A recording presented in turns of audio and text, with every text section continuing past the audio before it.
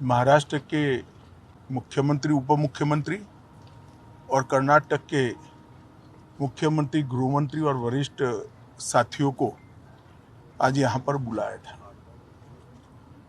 दोनों पक्षों के साथ भारत सरकार के गृह विभाग के ऑफिसर की उपस्थिति में बहुत अच्छे माहौल में बात हुई है। दोनों मुख्यमंत्रियों ने सकारात्मक अप्रोच रखा है और कुल मिलाकर इस बात पर सहमति हुई है कि डिस्प्यूट के रास्ते और डिस्प्यूट का समाधान लोकतंत्र के अंदर रोड पर नहीं हो सकता, संविधान सम्मत मार्ग से हो सकता है। तो अतः कुछ फैसले हुए हैं जो मैं आपको बताना चाहता हूं।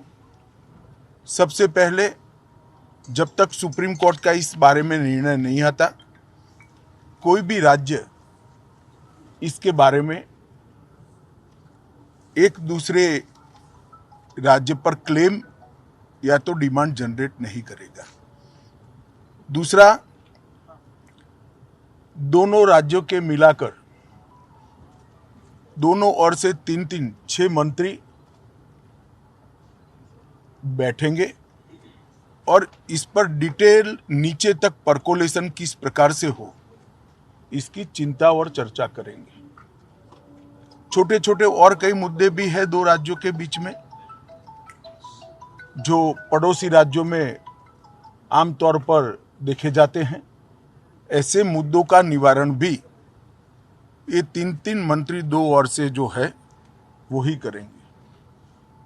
दोनों राज्यों में कानून और व्यवस्था की परिस्थिति ठीक रहे, अन्य भाषाभाषी आबादी को या तो यात्रियों को या व्यापारियों को किसी भी प्रकार की परेशानी न झेलनी पड़े, इसके लिए एक सीनियर आईपीएस अफसर की अध्यक्षता में दोनों राज्य कमिटी बनाने के लिए सहमत हुए हैं, जो कानून और व्यवस्था को संविधान के हिसाब से ठीक रखने में प्रयास करेंगे।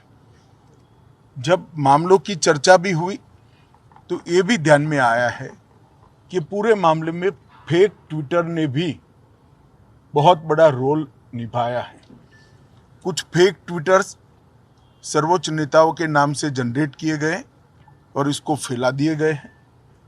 और ये मामला बहुत गंभीर इसलिए है कि इस प्रकार के ट्विटर से दोनों ओर की जनता की भावनाएं उद्वेलित होती है और घटनाएं जन्म लेती हैं।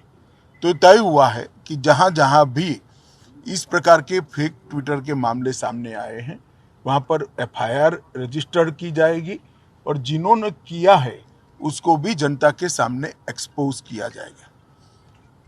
तो एक बहुत अच्छा, एक प्रकार से सर्वसम्मत निर्णय आज की बैठक में हुआ है।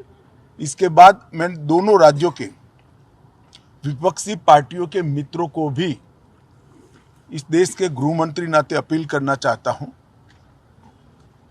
राजनीतिक विरोध जो भी हो, जो विपक्ष में बैठे हैं सरकार के सामने राजनीतिक कार्यक्रम ले सकते हैं, परंतु दोनों राज्यों की जनता के हित में और दोनों राज्यों की बॉर्डर पर अन्य भाषाभाषी जो लोग बस रहे हैं इनके हित में अब इसको कम से कम राजनीतिक मुद्दा न बनाया जाए।